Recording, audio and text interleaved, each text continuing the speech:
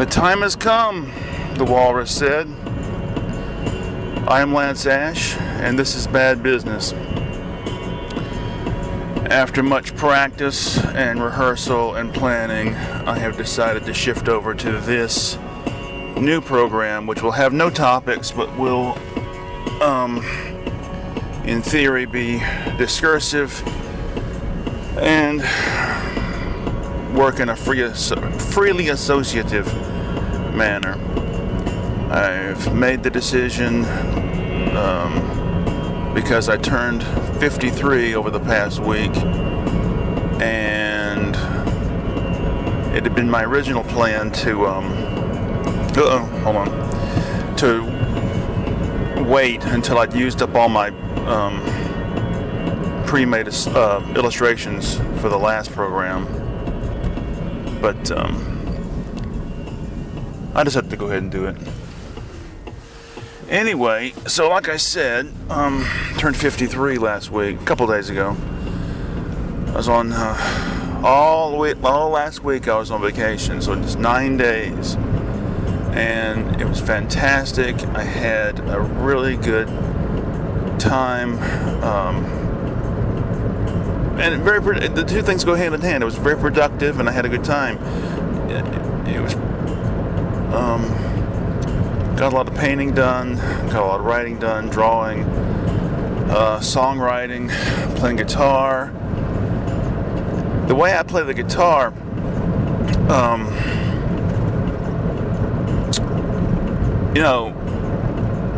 on your fretting hand, on the tips of your fingers, you get calluses from where they touch the strings.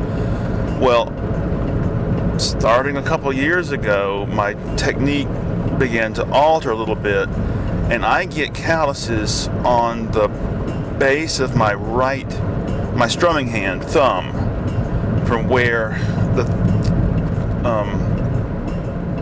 my thumb rests against the strings.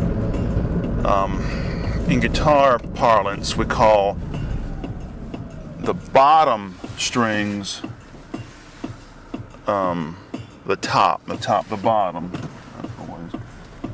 So essentially the bottom strings are the more bass strings.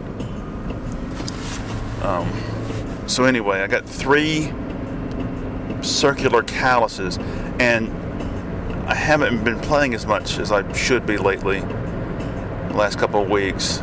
Just no time, So the calluses have gotten soft, so I had to start all over again. There's these 3 painful little sores on my thumb.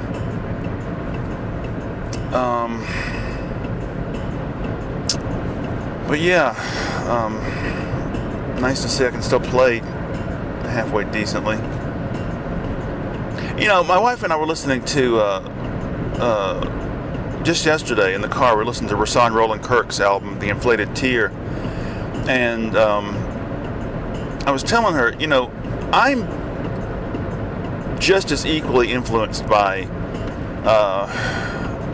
jazz saxophone players as I am guitar players in my approach to solos, because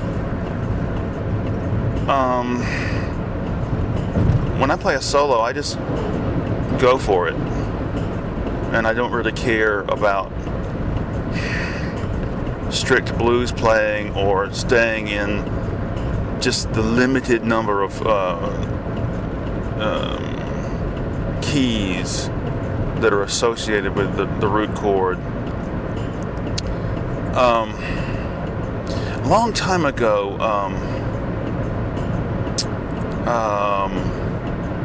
before I got married, I was dating this girl, and she and her brother knew this guitar player named Randy, and he fancied himself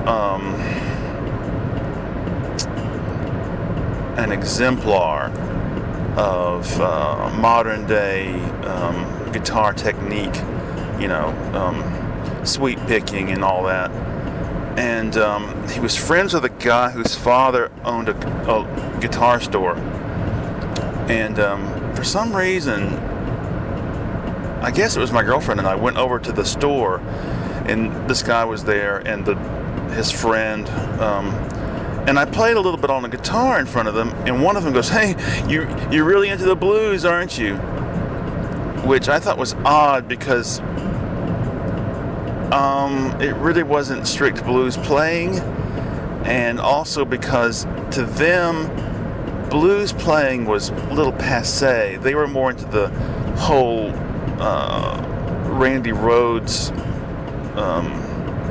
school of thought, where we incorporate a lot of classical elements and all that. And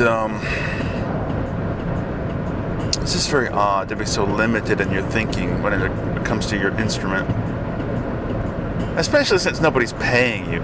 This guy, Randy, the guitar player, he was convinced he was going to just hit the stellar heights of musical fame through his playing. And he could play, but it was very limited in the sense that everything was this bar all the strings all the way across and then do the sweep picking. That was it. That's all he did. And it was impressive for 2 minutes. And it's like, well, anything else?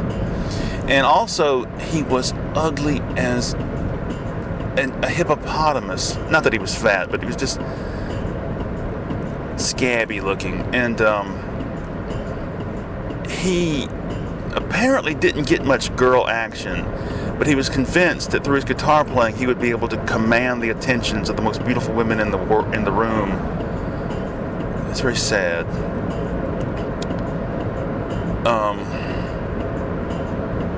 Anyway, listened to a lot of techno music this week, and that's what this background music is based on. I made this for the drum machine and a YouTube recording of a drone, chord drone. Although you can't really hear the chord in the background on this. I just shit this thing together because I ordered an album, a techno album, and I think it's coming from Europe. It's going to take weeks to get here. So I thought, well, I'm going to go ahead and make something that's 120 beats per minute, and then that'll be my little stopgap until the CD shows up. Oh, I don't understand this whole CDs are passé mindset now. I'm sorry. Well, what else has happened? What else can I spew out in my stream of consciousness manner? I've been practicing for this new format for a while, and I can't seem to. I haven't got it down yet. But maybe a week ago, maybe 2 weeks ago, I had this not a waking dream, but where these states where you're half awake, half asleep. And I was doing this thing where you just talk, and you go from one subject to the next, and totally discursive. And it was beautiful, and I woke up thinking, yeah, you can do that. When you try to do it in practice, it's hard to do. I don't know if it's because you censor yourself, you inhibit yourself out of feeling foolish, or I don't know what it is. You can't help but, even to a limited extent, you can't help but think about what the potential audience is going to be experiencing when they absorb your work. Not just recorded sound, but your writing, visual work.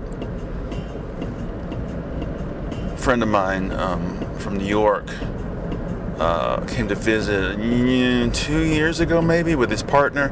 His partner's an aspiring, well, he is an actor, but anyway, I was talking and I said something about I've either got time to do the work or to market it. I can't do both, so I decided just to do the work and just trust to luck that it will one day be widely disseminated. And the actor guy said, yeah, but we all want our work to be appreciated, so there's that element. You you can't, basically said, you can't disassociate that element from what you do. And that's true, but, the way I see it, I'm not getting paid. Nobody gives a shit about let's just say the painting, because that's my number one focus. Anyway. God, I ate so much this week. Oh, it's one of these situations where, you're full. You just ate 4 hours ago, ate like a pig. But then you're like, well, we got all these leftovers. I really need to eat them. Oh, carrot cake. And my mother-in-law brought over this I don't know what you'd call it. She said she made it with brandy and 3 different kinds of liqueurs. And it was like a pound cake, but very, I don't want to say very sweet, but it was sweet cake. But I had to finish that off, and today we had collard greens and black-eyed peas and rice. My wife makes these collard greens by this recipe that refers to them as Kashmiri collard greens. Garlic and very hot red chilies. It's really good. Oh, we had so much stuff to eat this week. My daughter came. We all had Thanksgiving dinner with my wife's parents, and my daughter came. So 6 of us, and my daughter brought her recipe for macaroni and cheese, and I didn't want to say anything, but I really didn't like it. It was just not my thing. My wife makes macaroni and cheese according to a recipe which refers to it as Ronald Reagan's macaroni and cheese, and it's very similar to the way that my mother made macaroni and cheese, which I really like. But yeah, this Ronald Reagan's macaroni and cheese is really good, especially when you dump cayenne pepper all over the top of it. Oh, no, there's still one. There's these fucking steel plates in the road, still there. Oh, I don't want to go back to work. I don't want to go back. I've been gone a week, and there have been some changes made while I was gone, and I don't want to. I'm going to have to go in there and deal with it, and there's no getting around with it. Started re-watching Peep Show again. I watched, started watching the first episode of the 5th season, and it really irritated me. I know it's supposed to be over the top and exaggerated, but there gets to be a breaking point where people act in an unrealistic manner to the point that it's too much. It's like watching Roadrunner cartoons. When you're 5, 6, you're like, oh, he's floating in midair until he realizes it, and then he falls. Not my thing. Or the Roadrunner's allowed to defy the laws of physics, but the Coyote can't. What's the point? Why am I invested in something where one person is always the winner and one person is always the loser? Oh. Well. Oh my goodness. This whole thing. I've been watching a lot of anti-Elon Musk videos, and it irritates me that nothing will happen. Nothing will be done. There will be no comeuppance for him or Trump or any other people I hate in this world. Why do you hate Elon? He's a goddamn genius.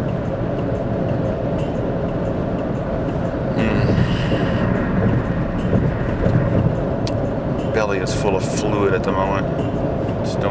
I don't want to go to work. I don't want to deal with it. The main thing that bothers me about work, the job, yeah, it's difficult. That's I can deal with that.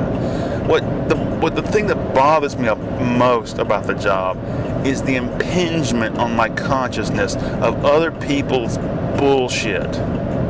other people's music, which is supposed to be against the rules.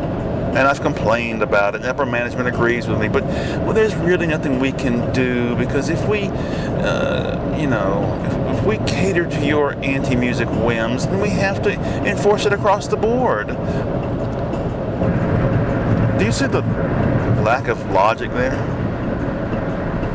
And other people's perfume, and other people's underwear sticking up out of the back of their pants, and just all of it.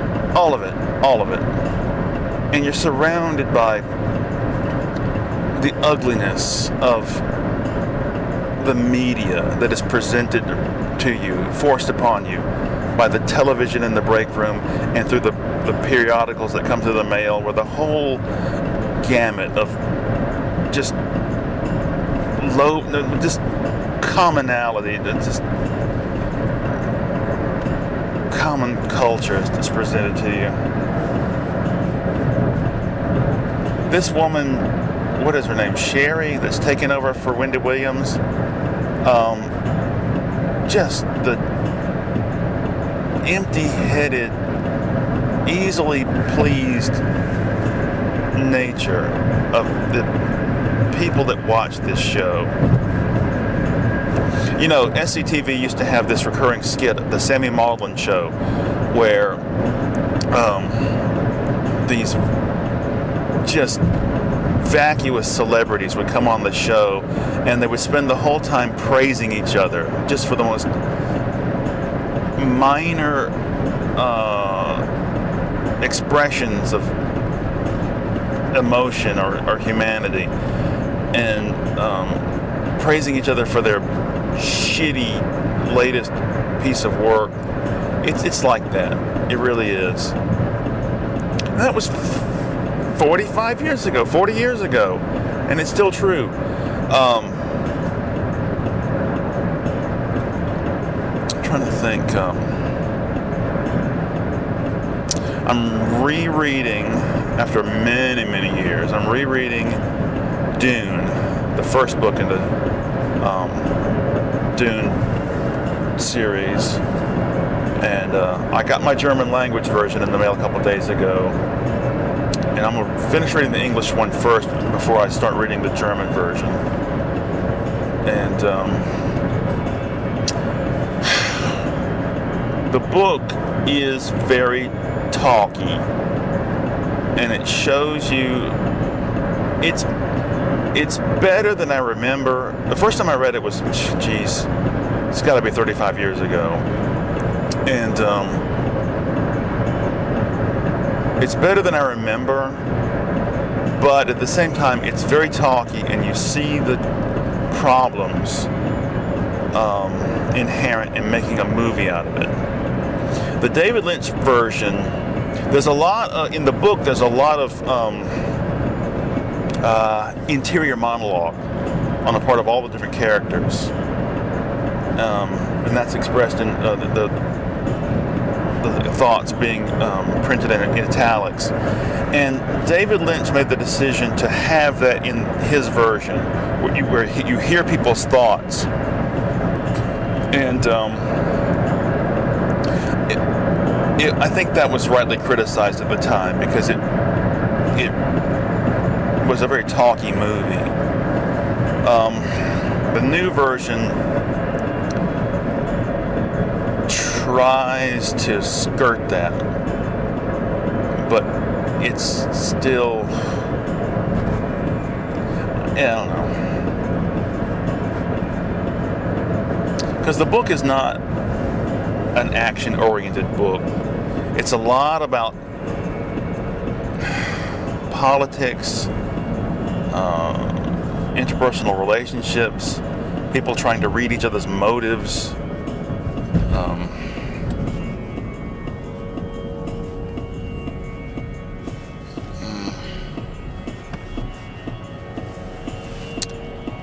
Been looking at, I don't know, one of the reasons that the whole techno thing is interesting to me, well, on a purely musical level, it's interesting to me because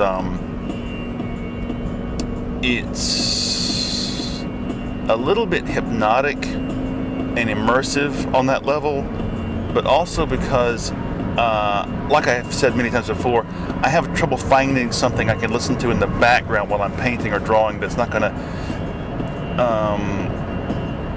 impinge on my thoughts too much. Just something, background music.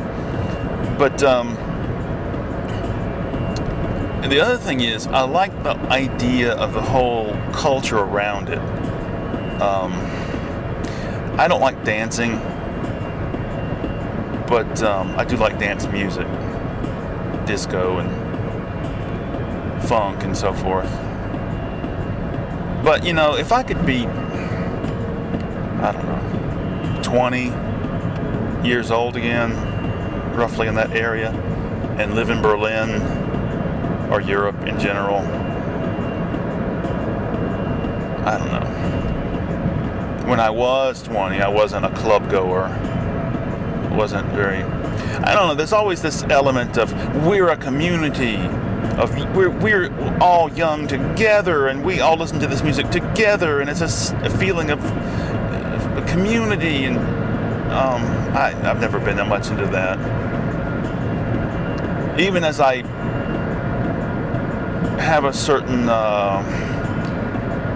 regret that I never was part of a scene. I don't know. Did I ever feel that way? I don't know. I mean, I'm out of step now with everything, and I always have been. And I just have to every time any regret or feelings of disappointment about that crop up, I just have to remind myself, you've always been an outsider and a loner, and you just have to, accept the fact that that's the way it's always going to be. You're always going to be a contrarian, but not a troll. I'm not a contrarian out of spite or just a sniggering little boy attitude of I'm going to be an asshole for the sake of being an asshole. No. I don't understand people who get off on making other people feel uncomfortable.